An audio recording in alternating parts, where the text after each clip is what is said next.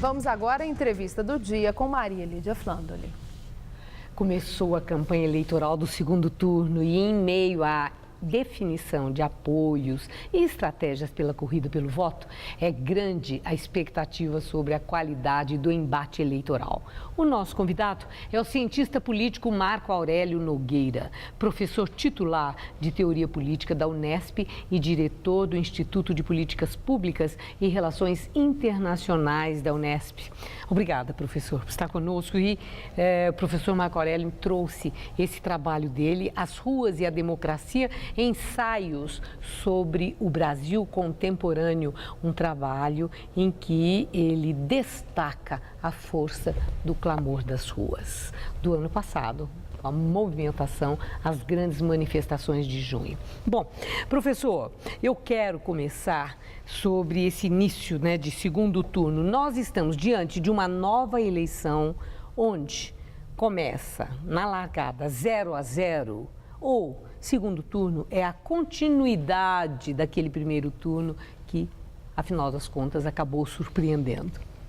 Olha, Maria Lídia, eu acho que é uma continuidade com alguma inovação, porque, de certa maneira, nós não podemos ignorar que os dois candidatos que passaram para o segundo turno têm um estoque de votos que dá a eles um certo posicionamento inicial na corrida eleitoral.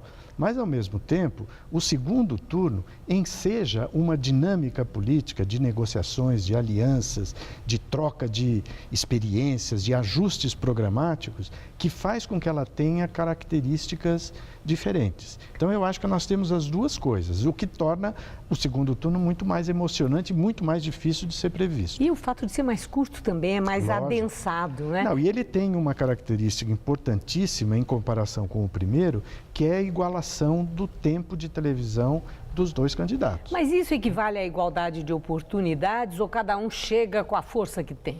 Eu acho que cada um chega com a força que tem, mas como a televisão, o rádio, as mídias, têm uma importância crescente no desfecho eleitoral, essa igualação do segundo turno cria uma dinâmica de debate diferente, que não estava presente no primeiro turno. Agora, a correlação de forças não é a mesma, porque você tem, primeiro, o estoque de votos de cada um dos candidatos, 42 milhões para a candidata Dilma, 34 milhões para o candidato Aécio, e tem o fato de que a candidata Dilma é presidente da República. Então, ela tem uma capacidade de exposição na mídia e de jogo político que o candidato Aécio não tem.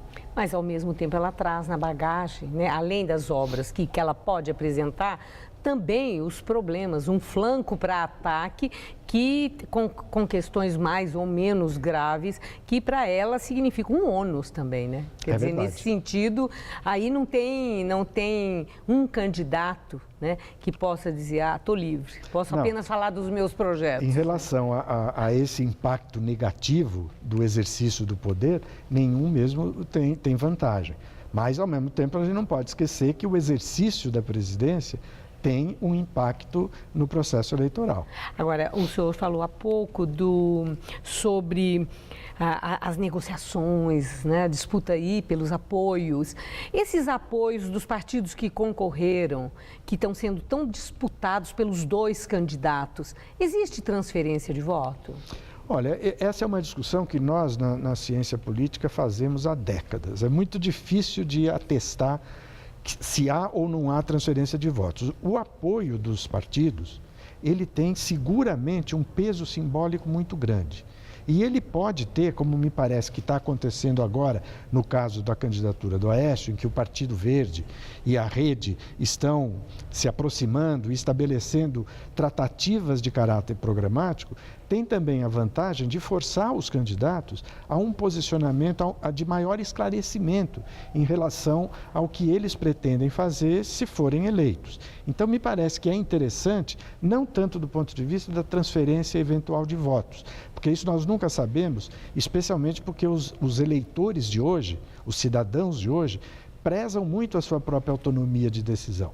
Agora, professor, o PSOL e Rede, o senhor mencionou agora a Rede, tiveram ali uma atitude interessante. Se, por um lado, o Partido Verde, o PSB, tomaram uma decisão, colocaram na Executiva Nacional em debate, apoiamos ou não apoiamos, apoiamos quem, etc., e tomaram uma posição. Já o PSOL e Rede, a posição foi a seguinte, né? Para o PSOL é vote em Dilma ou nulo ou branco. E o Rede, vote em Aécio ou nulo ou branco. Essa é uma posição de definição ou eles estão no muro? Olha, eu acho que a gente tem que ter um pouco de tolerância com esse posicionamento, tanto do PSOL quanto da Rede, né? Eu, pessoalmente, fazendo análise do ponto de vista do efeito, eu acho que as posições do PSB, do PPS, do Partido Verde, são politicamente mais consequentes. Eles interferem mais, são, portanto, mais democráticos e mais incisivos em termos da participação do processo eleitoral. Ou seja, eles demonstram uma maior disposição desses partidos de participar do jogo político como ele é. Agora, tanto o PSOL como, sobretudo, a Rede, que ainda não é propriamente um partido, é uma intenção partidária, tem os seus problemas de economia interna que, eventualmente, dificultam muito esse posicionamento. Então, eu acho que a gente tem que avaliar sem a condição do partido a condição também. De cada um. Certo. Agora, professor, o senhor acha que esse segundo turno das eleições tem caráter plebiscitário? Que, na verdade, a disputa não é Aécio ou Dilma, mas sim uma posição mais PT ou chega de PT?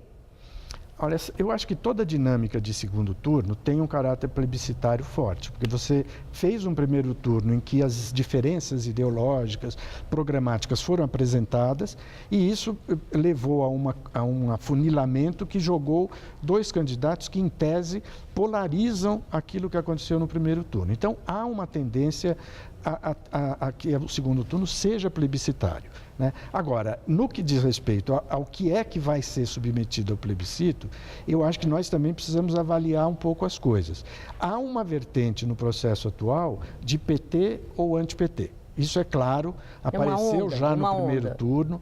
É fruto isso da longa temporada de exercício do poder que o próprio PT está desempenhando. Quer dizer, o exercício prolongado do poder traz consigo muitos problemas, desgasta a imagem, força os partidos a negociações que muitas vezes maculam a sua história, a sua biografia. E isso está acontecendo com o PT. Né? Acho que o PT está pagando um preço. Poderia estar acontecendo com o PSDB em outros estados. Por exemplo, em São Paulo, o PSDB tem 20 anos de exercício do poder. Também poderia estar fazendo isso. Então, há uma vertente clara no processo eleitoral de PT e anti-PT. Mas eu acho que não é o único plebiscito que está sendo posto hoje para a decisão dos eleitores. Agora, tem uma outra coisa que, para encerrar a nossa entrevista, é a questão